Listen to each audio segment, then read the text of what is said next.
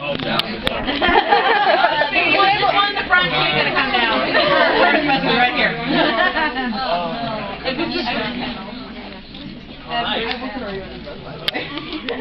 Yeah, do it. Do it.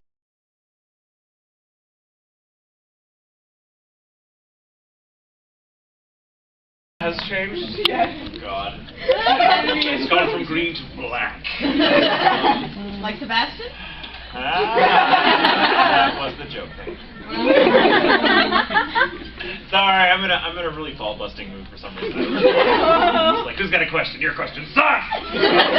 Don't take it personally. It's just, I love you all. And it's how I express my love. So this is, okay, so I understand this is just like a writing and directing and editing, editing, that's I've never edited a thing in my life. But for those of you that are just here, because I see a lot of unfamiliar faces, except for, I saw you earlier at the panel, I crashed Richard and that other guy. And a couple of you guys that I've been seeing all week. But so we can just make this a normal, like a normal, insofar as anything I'm involved in is normal Q&A. So don't feel that you have to confine yourself to questions about writing. I will answer questions about writing insofar as I am qualified, but you can ask me just about anything. The rules apply. Come in, please, have a seat. There's a room. Go get friends, for God's sake. Yay, more fangirls. So, and it's also warm. Very cold. It's very warm in here. Huh? Yeah, dash off. I don't care. Don't leave me with these people! I'm safe. I'm fine. Oh, shoot! Just gonna, like, shut the door and knock.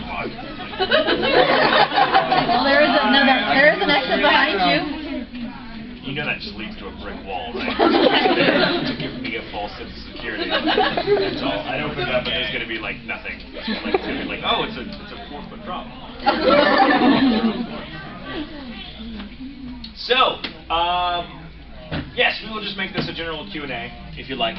Though, of course, most of you know me as a voice actor, I imagine, particularly for the big shows that everyone knows and is cosplaying right now. I'll never ever get sick of that.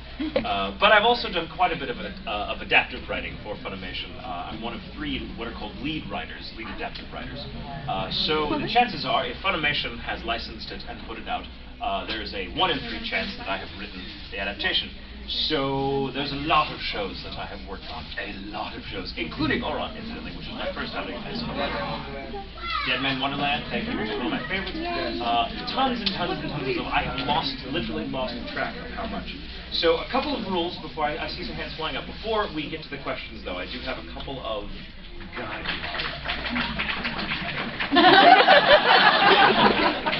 Ghost clapping. This room is haunted by the previous audience. A couple of things. Please don't, let's minimize requests. If you have any, that's fine, but nothing that requires me to call your friend or your sister or your mom or your dad or leave you a voicemail or whatever, please, because nothing halts a panel like being like, oh yeah, hang on. Nothing. So let's not do that. I'm also phenomenally lazy, so if it requires me to get up off my fat ass, no. I'm not dancing, I'm not doing cartwheels, I'm not singing. Please don't ask me to sing, I don't sing that kind of a lot either. And also, for God's sakes, don't make me wear stuff. You do one panel where you agree to put on rabbit ears, and afterwards, like, I leave every panel looking like a homeless person, draped in all kinds of stuff that doesn't match. I'm like, oh no.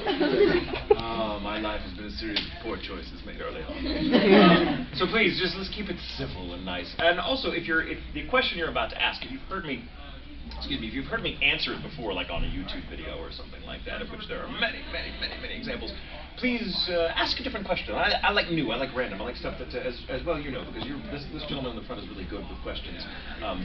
He'll ask a few during the course of the panel. Study him, he's good. Good random thoughtful questions that I can ramble on for a long time.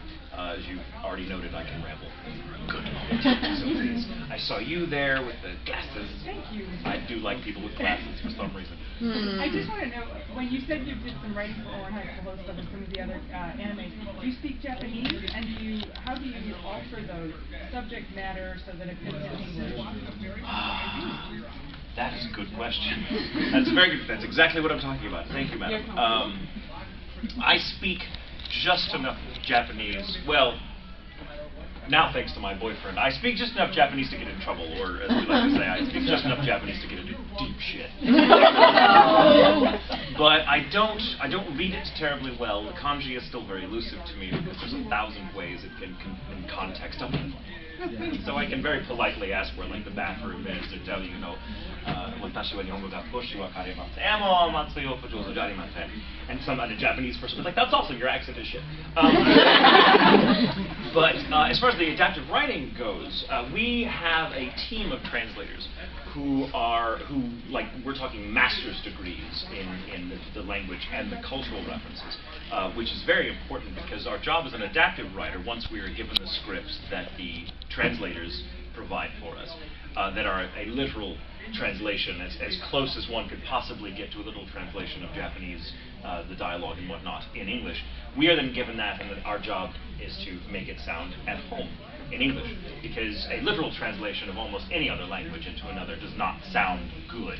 And that's never more true in my experience than with Japanese and English, because the two languages could not be more different in the way they function, the syntax, the grammar, the wealth of figuration that both languages have matured into over the past several centuries. There is no such thing as a one-to-one ratio between this word and that word, and what it connotates for each audience. So our job as an adaptive writer is to kind of go at it like a poet, and this is going to sound very, very highfalutin for a moment, but I'm a very literary snob, so forgive me. If you have any trouble with the big words, we'll revisit them and I'll give you a definition. But a poet's job is essentially to sit down and write his or her thoughts or impressions, or whatever you want to call them, in verse. So they are immediately tackling a style of expression that their number one concern, apart from what they're trying to emote or get across, is satisfying external restrictions that have absolutely nothing to do with the expression itself, with the content, so to speak. So if I want to write about this lovely tree and how it reminds me of a long-lost love, that's great. If I'm writing in prose, for example, I've got the whole damn page to work with and I can do whatever I want. But if I'm writing a poem, for example, depending on the kind of poem and whether I want it to rhyme and who I'm trying to imitate or what the audience is that I'm trying to reach, I have what are called metrical restrictions. There's only a certain number of syllables per line, and they each have to have it. So it's very, very complicated stuff, despite what your crappy English teachers may have told you in high school. We've all had a few of them. The really good English teachers will tell you that it's not like you can't just open up a Hallmark card. That's not poetry. That's something else. But really good poetry, and I write poetry, and I think that's what helps me do what I do as an adaptive writer for Japanese anime, because when I sit down, my job is to, as a writer, I don't get to say who lives or dies, who gets the girl, or the major plot twists. None of that is my concern, because the show is written, it's done, all the plot scaffolding is well in place, and there is not a damn thing I can do about it. So my job as an adaptive writer is to flesh out the characters in a way that makes them sound like they belong in English, so that while you are aware as an audience that this show originated in Japanese, we want you to get sucked into what you're showing, what you're watching, so that your first thought isn't, wow, but in the Japanese they did this. We want it to just be good television, or a good show. And that often means, now what's great about that is that there's so much freedom of interpretation available, as long as you get the basic information out that each line is meant to contain. Our motto is, and a great example is one that Christopher Bevins, a good friend of mine, says, for example, if the line is funny, nothing is harder to translate between languages than humor. There are many examples of just puns. For example, Japanese is constructed, the language is such that a pun is enormously difficult to make. It's just hard to construct a pun. The language does not lend itself well to that. English, totally different matter. Puns are extraordinarily easy to do. And so they are, to the English-speaking ear, considered a very low form of humor. usually the humor in any pun is not the pun itself, but the person trying to sell you on the humor of the pun. You're laughing at the jackass that thinks it's funny. In Japanese, it's different. In Japanese, you know, a pun is a pun, and it's hard to make, and so it becomes this little encrusted jewel of, you know, verbal chicanery that everyone's like, holy God, that's amazing, bravo, bravo. So it's hard to translate that. It's hard. So the humor is a great example of freedom of interpretation. Now, we feel, getting back to what my friend Chris Bevins says, you know, when you're watching a line, when the line is a joke, when the line is meant to be funny, then the subtitles, for example, should tell you exactly what is being said in Japanese. The dub should make you laugh. And we feel that way about, you know, not to be too, you know, reductionist about it, but we, you know, that's every emotion. We want, you know, if this line is meant to make you cry. And there are some things in the Japanese language I have learned in my own studies that Japanese language plays a very different role with regards to visual media. Its relationship to what you're seeing is very different to what the English ear expects. So when an English ear is listening to something, we typically will find nothing more boring or amateurish than to just be told exactly what we're already seeing. It sounds like placeholder dialogue. It's like, well, this is just dialogue provided so whoever's watching this can be in the kitchen straining cabbage and not even bother watching. It's a play-by-play. That is a very uniquely English thing. We don't like that. We like the language to either, we like the image to either be a point of departure for where the language goes or vice versa. In Japanese, the words typically are always in service to the image, so they don't stray very far from the image. And when they do, and characters tend to speak, I don't want to say baldly, but they tend to kind of wear their emotions on their sleeves, because that is just sort of a Japanese cultural thing. That's not a value judgment on my part, by the way, because it still makes for excellent drama. If you speak Japanese and you understand that that's the aesthetic that they're going for, it's enormously satisfying. But in English, it doesn't work. And so where a character might say, look at you and say, like, for example, I hate you, you're a bitch, and I want you to die. You know, but they may say it in that Japanese way that they're like, I hate you, you're a bitch, I want you to die. And you're like, wow, snap, wow, shit just got real. But in English, that doesn't really work. And so in English, no one would actually say that, not that calmly. So I would interpret the line rather, I would adapt it to be something more along the lines of, yeah, thanks for that, that's great. I love everything you do. See, so there's subtext now. You can tell from the delivery that, oh yeah, no, he means, I hate you, you're a bitch, I want you to die. So the meaning, the meaning carries over, but it's now speaking to a different ear, because we all grew up with a different language in Japanese, and so in English, what you can and can't say, or what satisfies this or that aesthetic concern is very different than in another language. So again, our job is to just, again, make it sound like it belongs in English.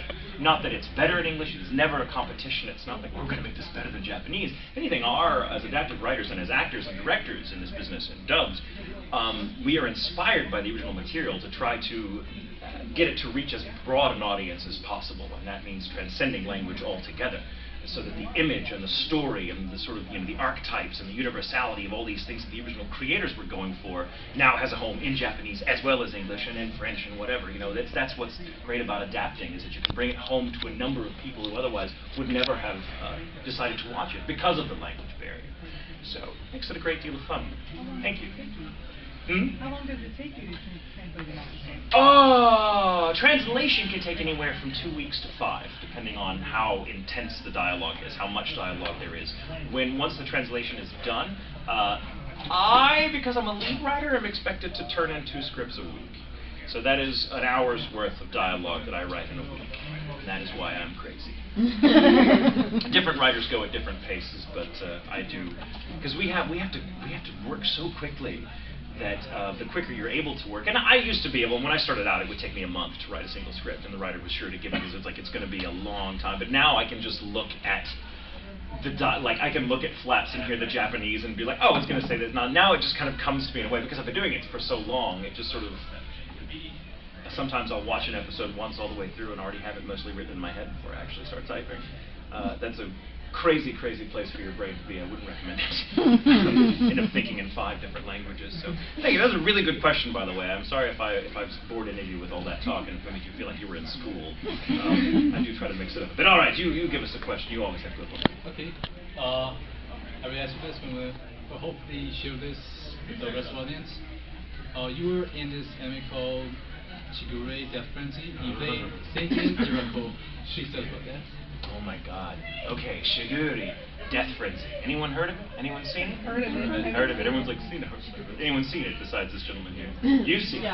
That's hilarious that you wear the most beautiful costume I've seen all afternoon. And you're like, oh yes, I love that bloody and horribly violent. You're dressed like it's the salad days, and yet you've watched an anime that has made at least 4 actors vomit. I'm not kidding. Pardon me. It's hot. I'm not doing this to be sexy. I'm doing this. Way so. But my farmer's tan, everyone. Thank you. But this is, you mentioned it. This gentleman came through my autograph line and mentioned Shigurui, which is a show I don't often think about, only because while I enjoyed working on it immensely, it's very hard to recommend that show because it is enormously violent. It's probably the most violent thing I've ever seen. Who are you and what are you doing? Oh, I love you. I'm kidding. I'm kidding. I thought you were making a heart, right? Okay, that is a heart you were making. Okay, love you. Oh, I'm kidding. I'm in the middle of a story. You should come in and sit. There's room. Oh, walk away. I gotta go get Dan and Jill ready for their panel. Oh, yeah, you better do that. It starts in like 45 minutes. You'll need the time. Dinner tonight. I love you. Really have no idea what that was.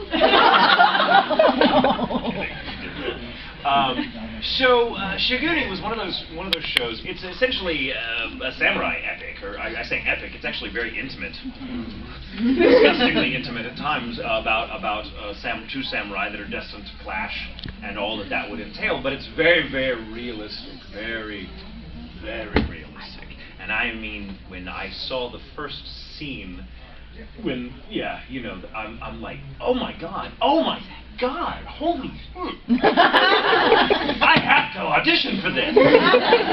Because it's a very real, very, very dark, and it's one of those things that kind of toes the line. Is it disgusting? Yes. Is it art? Absolutely, because it is gorgeously rendered, and if you can stomach it, it's an absolutely, it's an enthralling experience.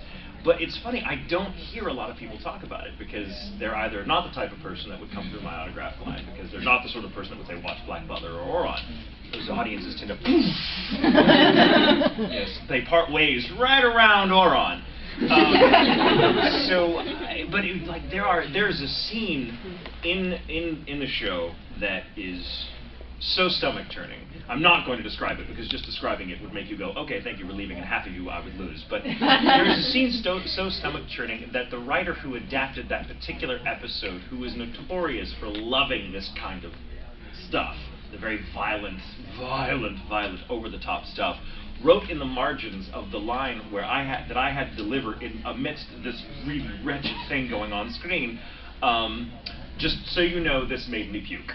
And I'm like, what is he talking about? Oh, God! Oh, this is amazing, I love this. There's a scene where my character, having witnessed something really disgusting, and has to, just falls to his knees and just loses his lunch in the middle of this field while his friend is kind of watching, and it goes on and on. It's seamlessly like the endless puke loop. It's just like, wow. And it's one of those weird moments where you realize, oh, this is the original creators, they're hat tipping to the audience because they know all of you were doing that at some point while watching this show. So they're like, we get it. But apparently I learned I was really, really good at making vomit noises if I have enough water in me. Oh. And the engineer, I'm very proud of this. This was a red letter day in my career. The engineer, when we were done with that take, had to go, excuse me for a moment, got up and left to puke. I'm like, I just made an engineer puke! I love my life! But for those of you that are into that kind of thing and just want to see what you can take, just want to drink your own despair to the dregs, by all means, check out Shigurui, Death Frenzy. Well, the stream with the blind. Oh yeah, don't go give it away. There's a big crazy. There is a scream. No, the scream. That scream was one of those pass-out screams.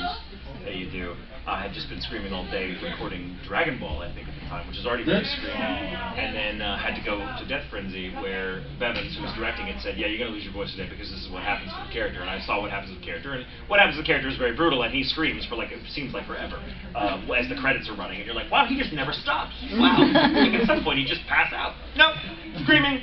And I had to scream that long, and then I, lost consciousness very briefly, which happens all the time, by the way. It's when you lose. Oh no, everyone's like, oh no, that's a validation as an actor. When at Funimation you pass out in the booth from screaming, you are now part of an exclusive club called Anyone Who's Fucking Worked on Dragon Ball. It's a wonderful place to be. Trust me. So thank you, Shigurui, Death Frenzy. Check it out. Myself and John Berkmeyer, the head writer of Funimation, are the two leads. Let me see. I'll get to you and then I'll get to you. All right. So you first, and then you second. So I wanted to know, as I was watching Steins Gate, which was very impressive, there was a lot of text about the science and the mechanics behind all the time travel aspects. Yes. What did you find very challenging about, adapting that to make it seem not boring, not like you're reading from a textbook or anything? Well, I think what helped me in Steins Gate, and before I start talking about Steins Gate, let me do my typical thing and ask, how many of you have actually seen Steins Gate? All right. There's always like 5. I've never crested 5 in every audience. Well, okay, the rest of you, let me give you a brief rundown of the show. I'm very reluctant to play the favorites game because I've just reached a point in my life where I'm like, no, screw you, I'm not going to choose. But if I had to absolutely choose my favorite experience, both as a writer and an actor, it would really be, well, I say favorite, the most transformative experience I've ever had in the booth. Or behind the screen of computer writing, has been working on Steins Gate, which is, I think, one of the most phenomenal things I've ever gotten to see. And I'd be just as thrilled to talk about it if I weren't involved in any way, if I were just a fan. Because I am absolutely a fan first. And when the show came down the wire, I knew nothing about it. I watched it and fell in love with it instantly, and then I wrote it, along with Patrick Seitz, who I love to work with. He's, many of you probably know him best as Germany from Italia, but he's also in Dead Man Wonderland as Crowclaw. He and I also adapted. We and I worked together many, many times as adaptive writers, and he is my favorite, one of my favorite adaptive writers to work with because our minds, I swear to God, for the longest time, everyone thought that Patrick was fake, that he was just a tax shelter. For me, that I was like, Patrick and I, we share an identity. We certainly share a brain. But I mean, Patrick is very real, and his writing moves me deeply. Like, he just has such a wonderful sense for character, and I can read his scripts and not have to bother looking at the character column. I always know who's speaking by virtue of how he's bended the language to fit each individual character. He thinks about how people speak and how they relate to the medium of language in ways that just astound me, and I think he's absolutely a genius. So getting to work with Steins Gate was very exciting, and when I saw the show, I thought, my God, this is an amazing show. Essentially, it's about time travel, or, well, the running theme is the sort of psychological drawbacks to time travel when this group of kind of misfit friends, led by the main character, Okabe Rintaro, who is kind of one of those crazy people that we all know people like that. Some of us are these people that are just like life is one big play, and we pretend, and sometimes we're arrogant and over the top, and we like to be the sort of people that other people enjoy watching wear themselves out. So, and Okabe is very much that person. He kind of fancies himself he's kind of like a Don Quixote, only, an otaku, in otaku form, where he is a mad scientist who's going to take over the world, and he's against the organization and all this stuff, and all these fancy things he just makes up with to kind of deal with life, because he doesn't really feel like a member of the human race all the time. He feels very outcast, and so he is, he's just sort of adopted this skin that he wears, so to speak, emotionally, so that he can cope. And it's a very funny skin. I mean, he's hysterical. When he's out doing his thing, he's always ranting and raving, and people are just watching him like, you are nuts. Can you slow down, please? And when he and his group of friends that he all calls, like, the Future Gadgets Laboratory, and they're all like, sure, whatever, Okabe, crazy Okabe, let's do this. What are we doing today? He's kind of like Tamaki from Oron, if Tamaki were smart. Oh. I'm not saying Tamaki is stupid. But Okabe, he has that kind of sense of just perpetual play. Everything is fun. Everything is, all the world's a stage, and he is the mad scientist who's going to blast that stage with a death ray. Awesome. And so when he and his friends discover, by sheer accident, how to, cleverly enough, send text messages back in time, such that they will change the present, things suddenly take a really interesting turn, and it becomes this wonderful romp through, like, but first of all, it becomes really funny as all these things start going deliciously awry because of the time slips and the time stream and the time unraveling and blah, blah, blah, blah, blah. But around episode 12 doesn't feel out of character. If you've been paying attention to the first 12 episodes, you realize, oh my god, of course they were going here. Ah! And after that, it is just one emotional, devastating moment after another until the end. And it is absolutely one of the most just tear-jerking, heart-wrenching experiences just watching it as an audience. You cannot believe what it was like to work on it. Because what starts as funny and over the top ends up being one of the most real. And the science, and it is great, like the whole concept of time travel as they begin kind of discovering how this thing works and where it's going and how the hell they're going to deal with everything they've done, is very much based in the state of the art in terms of physics and quantum theory and all this, and it's really beautiful. I love that kind of stuff. So to answer very quickly your question about how did I keep that from being boring, I don't find that stuff boring, and just taking that for granted that everyone watching the show won't find it boring either. My job is to just write it. So I don't ever feel like I have to spruce it up, because I think this stuff is enormously wonderful. And as it's presented in the show anyway, it's all as dead on as all the science and tech talk is in that show, and it is really thorny at times, but it's fun. It's also, all of these concepts end up being metaphors for something much deeper that emotionally resonates with an audience who may not necessarily even know the science or what it connotates. So, you know, when they talk about time slips and all this stuff, it ends up being sort of a metaphor for his state of mind as he begins to unravel, because he can't keep track of who's alive in this timeline versus that timeline, and who's going to die and what's going to happen next. So imagine, if you will, getting to write a show like this, where every episode, different timelines get explored and scenes are revisited again and again and again from different angles as he jumps from place to place and trying to figure out how to put all this together. Imagine writing that show when you'll be at home writing it, having to keep track of all these scenes. Like, my desk at home looked like a crazy person was coming up with the ultimate JFK assassination. Like, I realized the tiger killed JFK. You know, I had only. I didn't see that coming. Right. So it was like, I mean, people fully expected me to be wearing a foil hat while writing this show. But then I would have to go into the booth and write and act, because I learned after the first few episodes were written and the auditions came down the wire, I got cast as the main character, which is something I never ever want to do to myself again. Okabe is absolutely the main character in that he is in every single scene but one tiny little moment that he's not actually on screen, yammering his head off. Because he talks and talks and talks and talks and talks and talks and talks. Part I was born to play, I know, shocking. But the fact is that I would, you know, you have to understand the way we record these things, there was a great deal of overlap between the writing process and the recording. So I would write, I would come home from a full day of recording, which is about 8 hours. And that is a lot on the voice, especially with a character like Okabe, who's always at 10. Always! Whether he's being funny or whether he's being emotionally devastated, he is always at 10. And I would come home from these exhausting sessions, give myself a small break, and then write for another 4 or 5 hours on a script that was due that week. And then repeat cycle. And then I would go into the booth and record these episodes that I'd be like, oh, that's right, okay, I wrote this about 5 weeks ago. Now it's hit the booth. Wait, where are we now? Because this is the 10th time this particular moment has come up, because time travel, timey-wimey, wibbly-wobbly. God! Someone fucking tell me what's going on!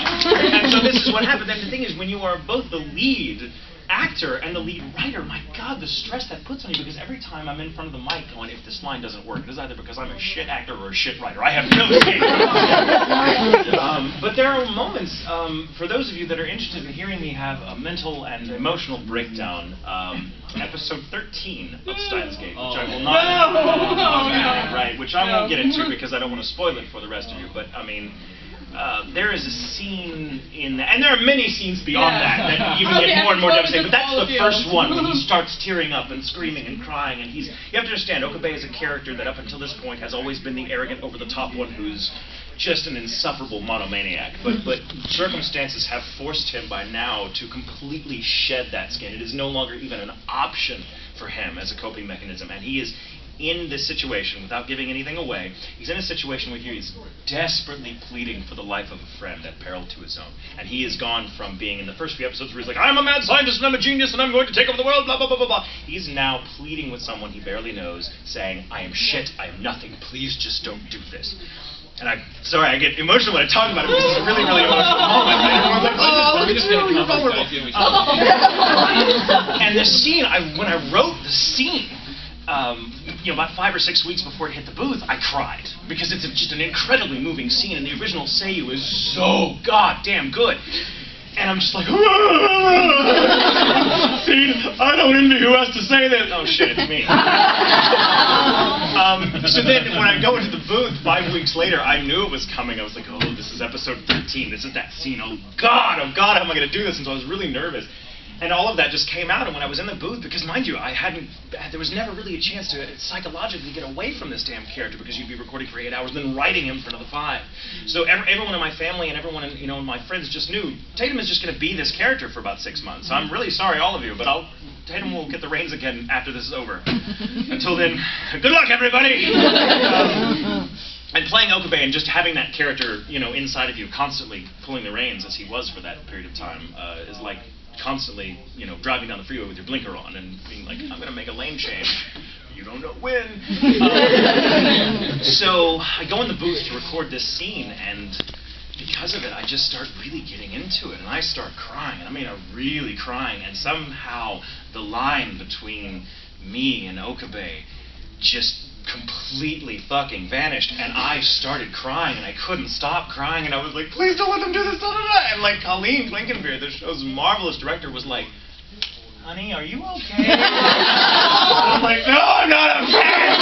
God, what's happening? And I'm like, and she's like, okay, honey, you need to get out of the booth for a minute, get out of the booth, go splash some water in your face, go make yourself a drink, something. And so I left, and I was like, I'm gonna cry, doing one of those cries that leave you going, everybody loves me, kind of thing, right? And and I start laughing to myself in the mirror in the bathroom, going, what the hell are you doing? This is a cartoon you're working on, and you are completely unhinged. So I go back in thinking, all right, we got to do this again. And Colleen's like, no, actually, no, we don't. That worked. Everything you did actually worked, and that's what we're using. So that is actually what's on the track. And episode 13 is me really losing my shit. And that is one of those things where I'm like, I can't watch that scene anymore. I mean, I can't. I tried with everyone that I've watched the show with. I'm like, oh, nope, there's a scene. Sorry, I got to leave the room. Bye. And I come back, and they're all crying, and I'm like, yes. One more point on Steins Gate, just to plug the hell out of this show, because it is such an extraordinary creature. My favorite thing about that show, my favorite experience, is at the time, the guy I was dating and I were living together, and he was a real big fan of the show, and when he watched me write it, he had a good idea what was coming. He hadn't seen the whole thing, but he knew.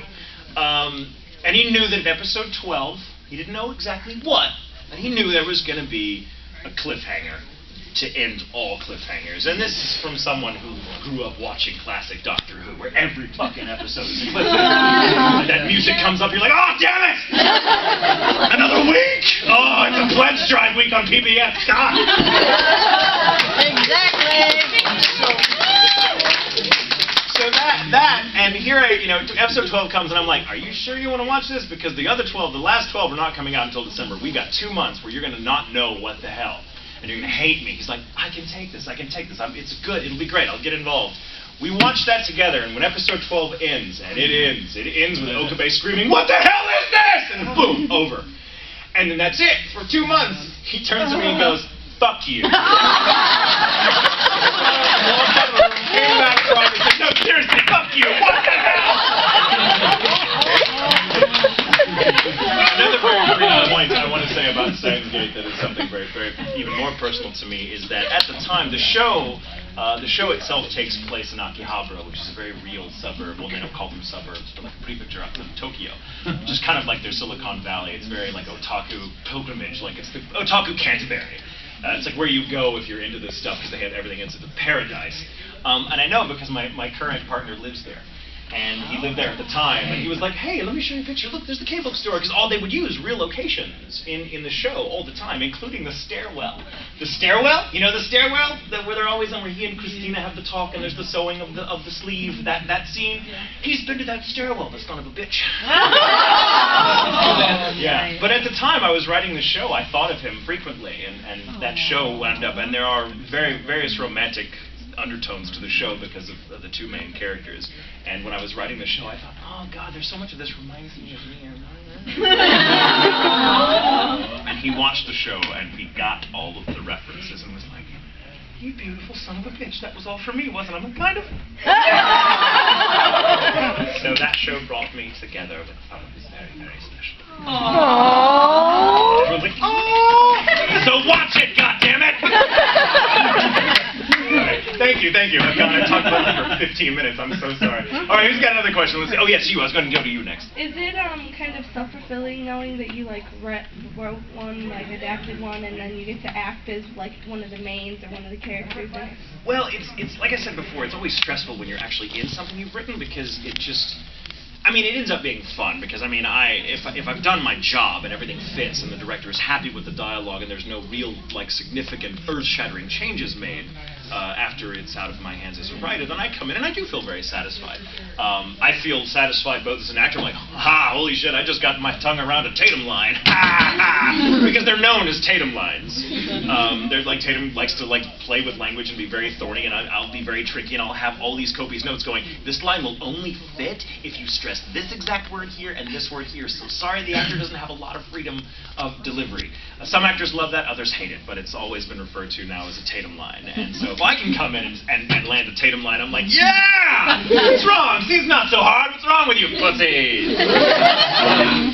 But really the most gratifying aspect of writing, for me, particularly for writing adaptations and dubs, is that all of my friends who are actors, if they get cast on these shows, and they frequently do, they'll come to me afterwards and say, God, thank you for these scripts. These are so much fun. As an actor, I love chewing on your language and on your lines. I mean, you just sense of the character in a way that I do from few other plays I've been in and things like that. And that's very gratifying when a bunch of people I know and respect and who, in fact, look up to as actors come to me and say, thank you for giving me a character, giving me an adaptation of a character that was just enormously fun for me to play. There's nothing like that in the world for me. There's nothing more validating. So, thank you. All right, this side again, and you there. With the exponential popularity of Attack on Titan, are you interested in adapting?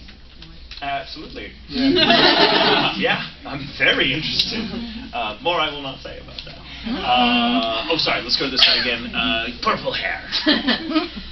Some voice actors have interesting experiences while being in the booth during certain, whichever anime, Big Nyan's Donut Store, if anyone knows that one.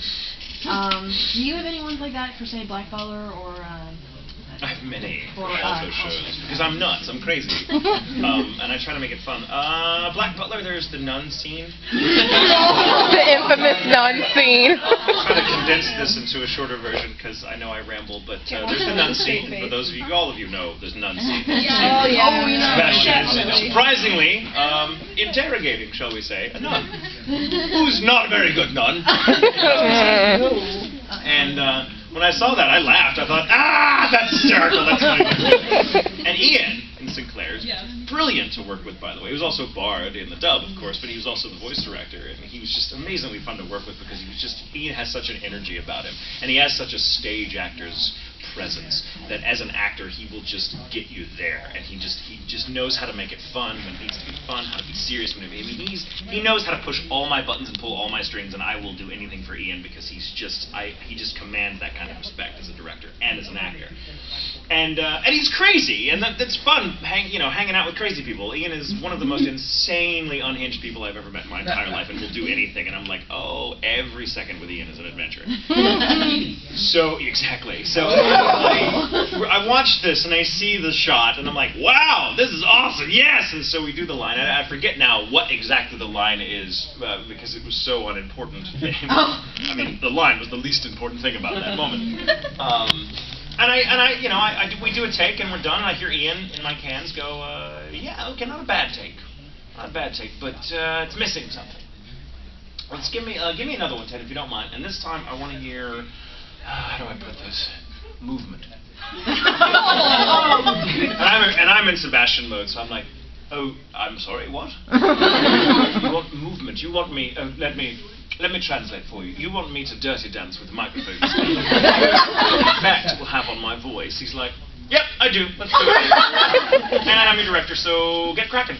And so we do. And mind you, I'm in this little what's called a whisper room, which is like it's about the size of your average phone booth, at least when I'm in it, because I'm like, bang, smash. And it's very tiny, but there's no window. There's a tiny window over here, but when I'm on mic, he can't see me. I can only see him if I lean off the mic and I can look out the window, and there he is at the console with Kevin Leisure, the engineer. And so I'm like, all right, let's do this. So we come in for another take, and I am moving as per my director's orders. And when we are done, I hear Ian cackling, but not in the microphone, but like out, like ah! And I look, and that son of a bitch's face is right here, watching me the whole time. I was like, oh my God, you actually did it! You are so murdered! What is wrong with you, Tatum? And I'm like, oh my God. That again is what wound up on the track. There are many such experiences like that. There was the Blue Snuggie story with France, where I couldn't do the accent one day, and so I had to put on the Blue Snuggie to get the accent, and now I am contractually obligated to always wear the Blue Snuggie while recording for France. That's an absurd thing to have on your resume. But it's there. Let's see. Okay, you, madam, in the lovely place. Okay. I actually forgot to ask you this, Drake. Have you heard about the Steins show in Japan that's going on right now, the musical? If you had a chance to do an adaptation, would you do it? Oh yeah. I don't know how the hell I would do that. Like I honestly don't know how you turn something like Steins into a musical. But that doesn't mean that it can't be done. Have you seen the clips for it? I've seen a couple of clips for it, and I'm like, okay, all right, I'm intrigued. I'm not the biggest musical fan in the world, to be honest with you. I know. I don't like with the musicals. It's more of just how they set up the stage and stuff that really intrigued me about the Yeah. whole show. I was like, Yeah. I saw spoiler, I'm not going to say it, in episode 12, where they actually did like that. I was like, yeah. I'm curious. I just don't know how the hell you would turn that into a musical. But it can always be done. But the thing is, my love for that show is such that I don't care. I don't care what came down the wire. I would work on it if it had Steinsgate. It was any way associated with Steinsgate. And there have been projects, by the way, that came down the wire that are associated with Steinsgate that I've gotten to work on. And I'm like, oh, I'm like, well, I don't know about this show. It's part of the Steinsgate universe. Oh, give it to me now. So yeah, there have